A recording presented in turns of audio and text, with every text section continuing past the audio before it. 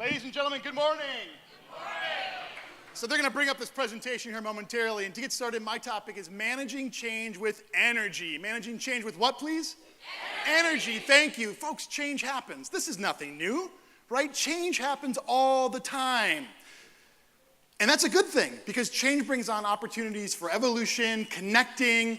It brings on a ton of opportunities for growth. That's why change is a good thing. And there's a lot of different topics out there on how to deal with change, manage change. We just heard a great speech on how to get a roadmap through change. What I want to talk about today is how do we manage change with energy? So let's go ahead and get started. First of all, a quick disclaimer I've got to share with this audience today. A, I'm a work in progress, okay? B, thank you, I don't know it all right? And I don't even like to hang around people that are know-it-alls. I mean, show of hands, who loves to share a car ride with a know-it-all? Who loves that? I mean, it is draining, right? So I'm not a know-it-all. I'm a work in progress, ladies and gentlemen, but I will say this as well, and this is a disclaimer. I am extremely excited to share on this topic with you this morning. So let's get started. First of all, when we talk about change, what kind of change, right? So in our industries, hotel and lodging, we're talking about leadership and direction. Has anybody in the last year had leadership and direction change in their organization? Show of hands. Yes, absolutely. I know I have. If you have had changes in workforce or labor laws in the cities or states that you operate, say aye. Aye, thank you. Absolutely. We've got changes in technology, changes in environment, changes in ourselves. Every day we live, we get older, and that alone is change. True or true? True. So we are always managing this change. You pick it, throw it in there. That's what we're going to be talking about today is managing this change, but managing it with energy. So really quickly, we're going to go ahead. Why is change tough, right? Why is change tough? Well, it's tough for a few reasons. I was working with Tara on this whole presentation, and change is tough because it's demoralizing. It's frustrating. Sometimes you're like, oh my gosh, I just invested all of this time and all this work to create this thing, and now with change, whether that's in labor laws or direction, now we're doing something else. I feel like that work was wasted. Those late nights staying up was wasted. So it's demoralizing. It can be frustrating, right? The other piece with change of why it is tough is that it's proven scientifically and chemically to have a negative effect on the brain. Now, I'm not going to attempt to say that I'm a nutritionist or I'm some type of a brain psychologist, none of those things. But in the leadership books I've read and some of the study that I have done, it's very clear on a couple things with the brain. The first one, the brain consumes a ton of sugar, and specifically glucose, to make decisions, to be active, to critically think, to strategize. It takes a lot of sugar, a lot of energy for the brain to do that. So we get up in the mornings, unless we spend too much time in the hospitality suite, usually when we get up in the mornings, we're ready to go, our glucose levels have been brought back up, and we're great, right? Those 8 o'clock, 9 o'clock, 10 o'clock hours, very, very productive. That's when we're at our top. But by the end of the afternoon, is anybody ready for some chocolate, maybe some happy hour? Yeah. And that's the brain saying, I need some sugar. I need something to replenish what's been taken out of me. And I know for myself, and probably a lot of you, we get in our car, we're going to drive home at the end of the day, and it's like, I'm exhausted. That wiped me out. And those are signals from our brain saying, you need to recharge. You need to re-energize, okay? So fill the bucket. The other piece with the brain is the brain loves clarity. What does the brain love? Clarity, thank you. Now, we all love uncertainty, right? That's why later today I'm going to get on a surfboard for the first time. We all love the uncertainty of, oh my gosh, what's going to happen? But the brain loves clarity. And when we have change, ladies and gentlemen, change does not bring clarity. It brings the opposite. Okay, it starts to fog things up in our mind, and that makes it more and more difficult for us to operate. So 2 key reasons to think about how change affects the brain. Is that pretty cool? Show of hands. Who thinks that's kind of cool? Yeah, almost everybody. Great. So how are we going to combat that, or how are we going to manage that change with energy? We're going to energize 3 things. We're going to energize others, we're going to energize ourselves, and we're going to energize the process. Let's look at each one really closely. Energizing others. Now, when I think of energizing others, I mean, just picture this, okay? I'm a huge football fan, right? So think of energizing others like this. The game's being played, they're down there on the stadium, and up in the crowd, what do you see? You see people just going, yeah, go team, this is our go, you gotta score, you gotta run, whatever. They're losing their voices. I mean, I'm not a Packers fan, I'm a Vikings fan, but I've got respect for Packers fans. Yeah, go back. In the middle of the winter, they got one of these shirts on, they've got a big green just painted on their chest. They are losing their voices cheering for these people. And the crazy part is, they will never meet those people. Those players probably don't care about them on a personal level.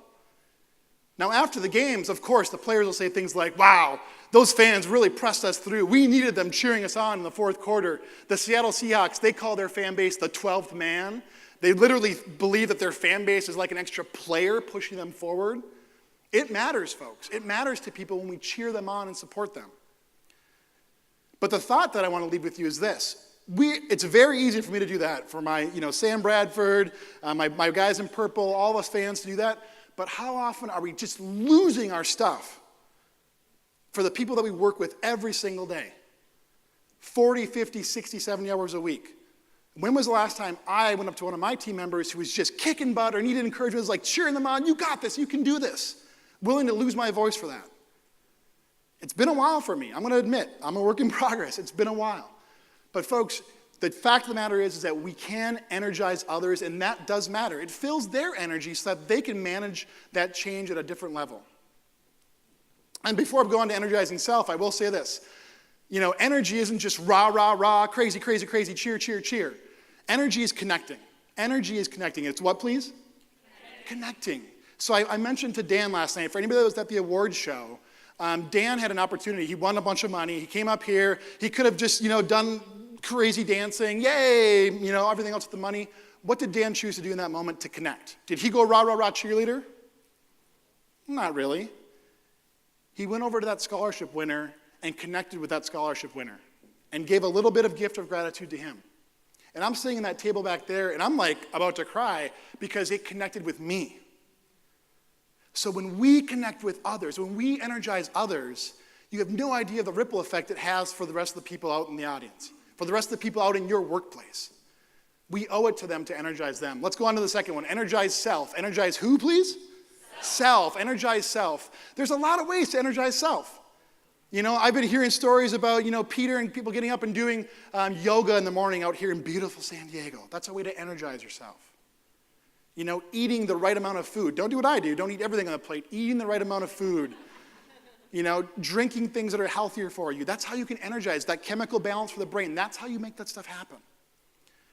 But what I want to focus on specifically is energizing yourself through building self-esteem, or by literal definition, esteem for oneself.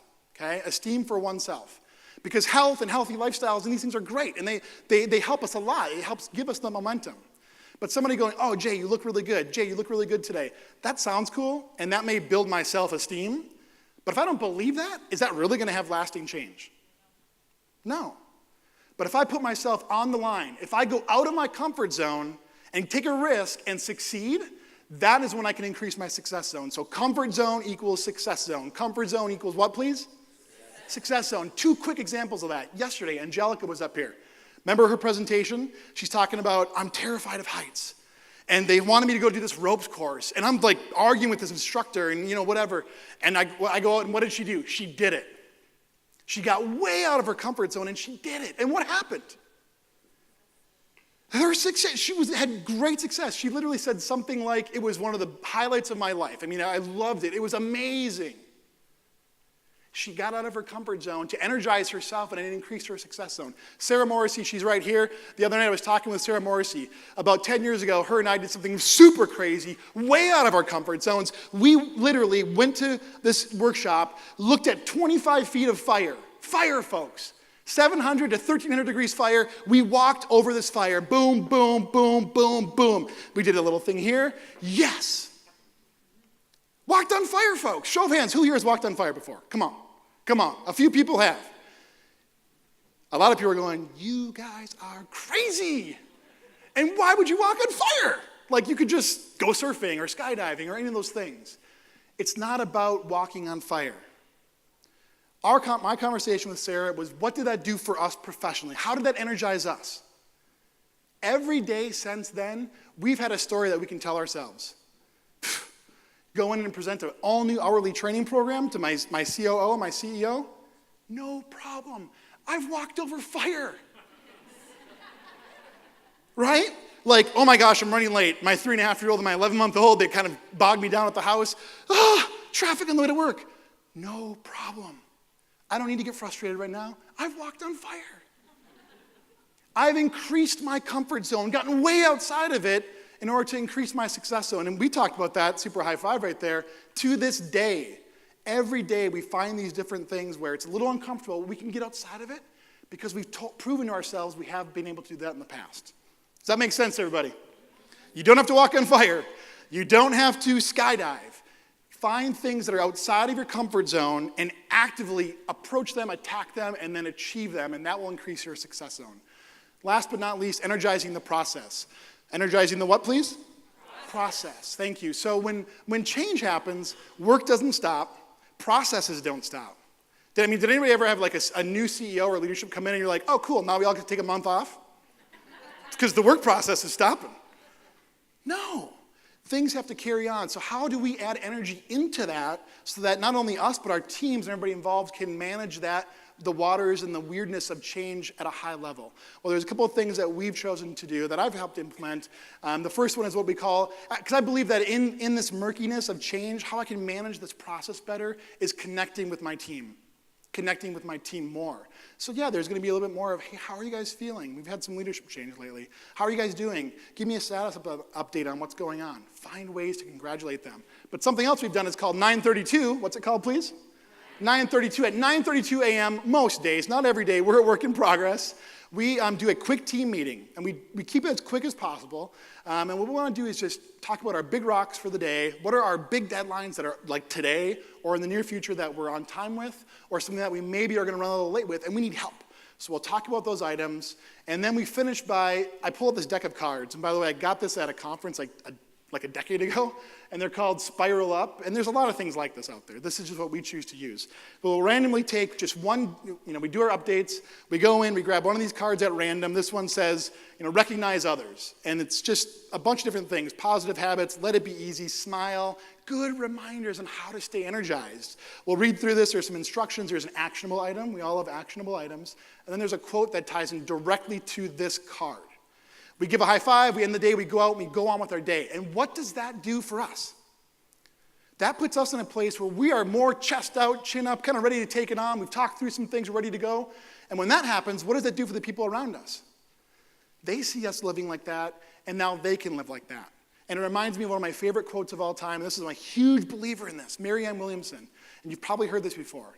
She said, quote, "When you let your light shine, it unconsciously gives the people around you permission to let theirs shine." That is extremely important, ladies and gentlemen. We've heard a lot about that this week. I'm going to close. We're going to go into a conclusion. I just want to share a couple more things with you before I close. We talked about change, and change happens all the time. Change happens when? All the time. We've talked about how we can overcome that by adding energy into that. I want to share this email with you. So it's Friday afternoon. It's 3 in the afternoon. I'm getting ready in Minneapolis to come to Chart 94, beautiful San Diego. I get this email. And this is not to impress you. This is not about give myself a high five. I want to impress upon you that this idea of managing change with energy matters. Friday at 3:20 p.m. It would seem like it's totally random. I couldn't have paid for that, actually. So, subject, road shows. Happy Friday, Jason and Emily. Emily Scott's one of my team members. She's right here. I just wanted to take a moment and let you know how great you did in the road shows. With changing times in the company and industry, you work like you don't know or care about any of the noise. I love that about you, and it makes me proud to be a part of a team that holds their head up and high and smiles no matter what is going on. By the way, this guy oversees like 8, 9, and $10 million restaurants, one of our busiest regions in our company. It was great learning. It was a great learning experience in a positive setting, and I appreciate all you do to help my region be more successful. I couldn't do it without you. Signed, Paul. Managing change with energy, showing up with energy matters, ladies and gentlemen. I'm going to admit, I'm a work in progress. I have more to give. So from this day forward, I commit, I'm going to go back to Minneapolis, and I'm going to manage change at a higher level than I ever have before. I'll commit to all of you, and I can't wait to report to some of you on this, on how we're bringing our energy. I commit to doing more. If you are committing to go back into your organizations, live with more energy, say aye. Come on, folks, your people need it. We've heard about it for 3 days. If you're willing to really go back, manage some energy, add some energy, say aye. Come on, ladies and gentlemen, one more time. If you commit from this day forward to live with more energy, serve with more energy, say aye. Aye. Thank you, ladies and gentlemen. Enjoy the rest of these chart talks. Thank you.